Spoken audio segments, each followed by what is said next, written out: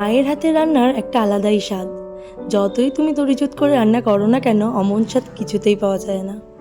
আমার মায়ের হাতে চিকেন কষা খেতে আমার হাজব্যান্ড ভীষণ পছন্দ করে, তাই মায়ের রান্না ফলো করেই আমি এই চিকেন কষাটা বানাই।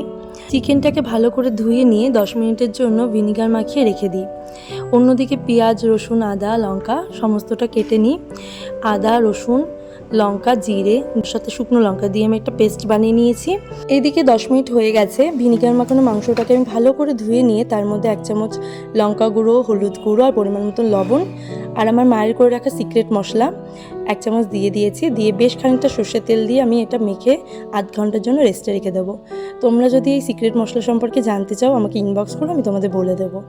এদিকে আমি কড়াইতে সর্ষের তেল দিয়ে দিয়েছি। তেলটা গরম হয়ে এলে আমি আলুগুলোকে ভালো করে লাল লাল করে ভেজে নেব।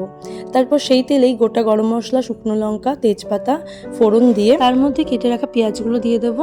পেঁয়াজগুলো লাল লাল করে ভেজে নেব। তারপর আমি কিছুটা পরিমাণ চিনি দিয়ে দেবো। এই সময় চিনিটা দিলে মাংসের কালার নাকি একটু লাল লাল হয়, এটা আমার মা বলে, সেই মতনই দিয়েছি। তারপর ভালো করে পেঁয়াজটা ভেজে নিয়ে তার মধ্যে আমি বাটা মশলাটা দিয়ে দেবো। দিয়ে ভালো করে মিশিয়ে নিয়ে কষিয়ে নেব। কষিয়ে নিয়ে সামান্য একটু জল দিয়ে দেবো।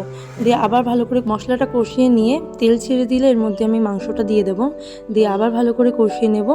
আলুগুলোও দিয়ে দেবো। দিয়ে ভালো করে নাড়িয়ে চাড়িয়ে সামান্য পরিমাণে ফুটন্ত জল দিয়ে দেবো। দিয়ে ভালো করে নাড়িয়ে চাড়িয়ে আমি ঢাকা দিয়ে মাংসটা সিদ্ধ হতে দেবো। হাই ফ্লেমেই ঢাকা দিয়ে আমি রান্নাটা করেছি। তারপর লাস্টে মাংসটা হয়ে এলে দিয়ে দেবো মায়ের সিক্রেট মশলা। ব্যাস রেডি আমাদের চিকেন কষা। আমাদের কেমন লাগলো অবশ্যই জানিও। ভালো লাগলে অবশ্যই একটা লাইক, কমেন্ট, শেয়ার করো আর এইভাবেই পাশে থেকো। Thank you.